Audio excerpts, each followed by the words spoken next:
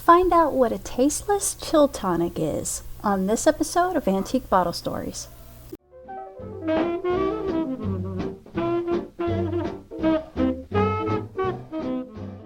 Edwin Wiley Grove was born in 1850 and was a classic rags to riches story. He lived in Paris, Tennessee with his family when malaria hit the area really hard, taking Grove's youngest daughter Irma and his wife Mary. Grove's grief turned into determination to find a remedy for malaria. Malaria is a parasite transmitted by mosquitoes, and the parasite invades red blood cells.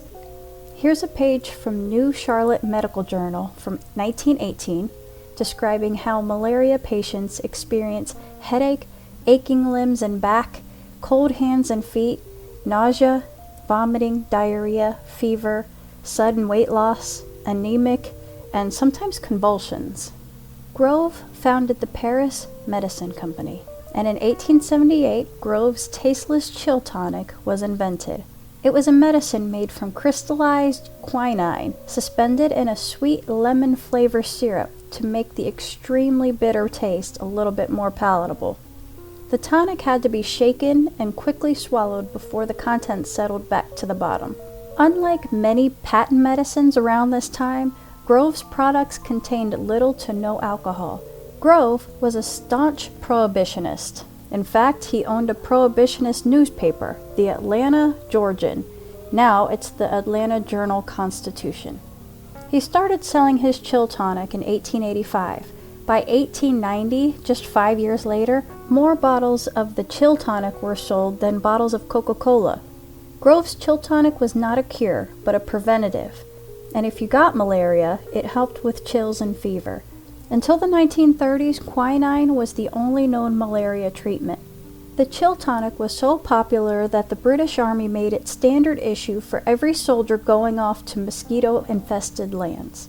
Grove said, quote, "I had a little drug business in Paris, Tennessee, just barely making a living, when I got up a real invention, a tasteless quinine. As a poor man and a poor boy, I conceived the idea that whoever could produce a tasteless chill tonic, his fortune was made." Unquote. Grove also had a laxative bromoquinine, which was first produced in 1896. It was a little tablet that combined quinine with other ingredients that was thought to relieve cold symptoms, and it was used to treat la grippe, which was what they called Spanish flu back then, which was rampant around 1915. He had 3 locations. One was in Paris, Tennessee, another was in St. Louis, and in Asheville, North Carolina.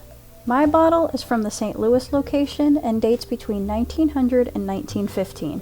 Grove became a millionaire, and the success of Grove's products can partly be attributed to his talent for advertising. The bromoquinine cold tablets were sold in a package that bore his signature, ensuring the buyer of the authenticity and the implied quality of the product. His other signature logo was a pig with a kid's head on it, kinda creepy, claiming that it will make your kids as fat as pigs. Obviously something like that wouldn't fly today, but he was really just trying to imply that your kids would be healthy.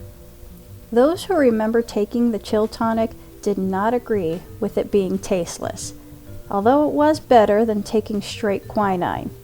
I found a few people online who shared their tasteless chill tonic stories from their childhood, and I thought it was cool to hear firsthand, so I'm going to share a few of them. So here's one. When I was 4, my brother and I had to take this nasty stuff every day because, quote, it was good for us. I remember if I ever got a headache, all my parents had to do was show me the bottle and my headache went away. I do believe it could have healed broken bones the same way. Yuck. Another one says, somehow I got to remembering patented medicines that my siblings and I had to take as children around 1940. Chill tonic was one, and we had to take it for about a week in the spring. It had little gray flecks of something floating around in a thin gray liquid. I could tolerate it, but my poor brother would almost faint when it was his turn to down the big spoonful. And here's one more. I was given this as a child by my grandmother. Its name was deceptive. It was the most disgusting stuff. The stuff was awful. Quinine is a bitter compound that comes from the bark of a cinchona tree. Quinine, when found in small doses in tonic water, is safe to consume, but it's dangerous in higher doses, having several side effects. The first tonic waters contained powdered quinine, sugar, and soda water. You can still buy tonic waters, which contain a small amount of quinine. Under black light, the quinine in the tonic water makes the water a fluorescent blue. The tonic water is one of the ingredients in gin and tonic. Today, it's still given in small doses to treat malaria in tropical regions. So, back to Grove. Back in Paris, Tennessee, Grove had a big part in building E.W. Grove High School, which opened in 1906. In 1907, Grove provided uniforms for Grove High School's first football team, who were appropriately called the Tonics.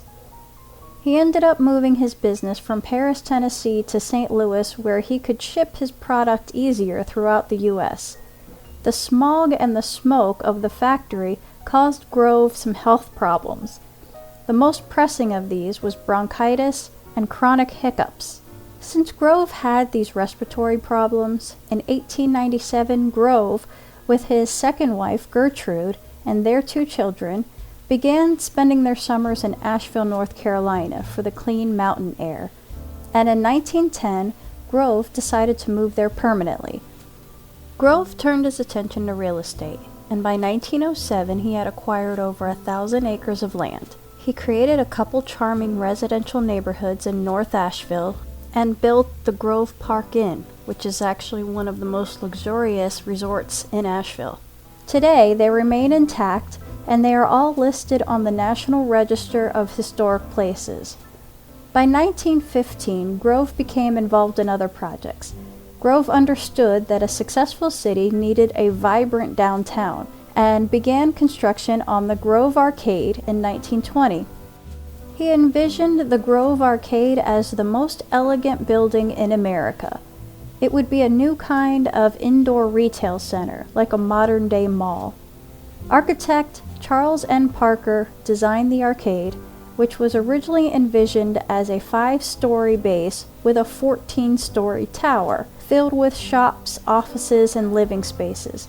Unfortunately, Grove died in 1927, which was 2 years before the Grove Arcade was completed in 1929, so he didn't get to see it finished. But it was completed, and it was the largest building in that region. After it opened, it had all kinds of local shops and services. Candy stores, cigar stores, a stenography office, fruit stands, beauty parlors, barber shops, a photography center, book stalls, and specialty groceries. Offices filled the upper floors. For 13 years, from 1929 to 1942, the arcade was bustling with all kinds of businesses, and this area prospered. Then World War II came. The Grove Arcade was closed by the federal government and was used by the military for the duration of the war. They chose the building because it was large and was located in a safe, remote place. Unfortunately, 74 shops and 127 offices were evicted with less than 1 month's notice. After the war, the government still owned Grove Arcade, and it became the headquarters of the National Weather Record Center. It stayed like this until 1995. The Weather Center moved out, and then the building underwent some renovations, and in 2002, the Grove Arcade reopened. Finally, after 60 years, Grove's original purpose for this building has come back to fruition. Today, it houses local arts and crafts, shopping, restaurants, office spaces, and luxury apartments. So as far as Grove's company, it was called Paris Medicine Company until 1934, and then it was called Grove Laboratories until it was acquired by Bristol-Myers Company in 1957. I found that Bristol-Myers continued to produce the tonic with the bright orange packaging for some time after they acquired Grove's, but I can't find anywhere that says how long until it was discontinued. Well, that's it for this episode. We'll see you next time. Thanks for watching.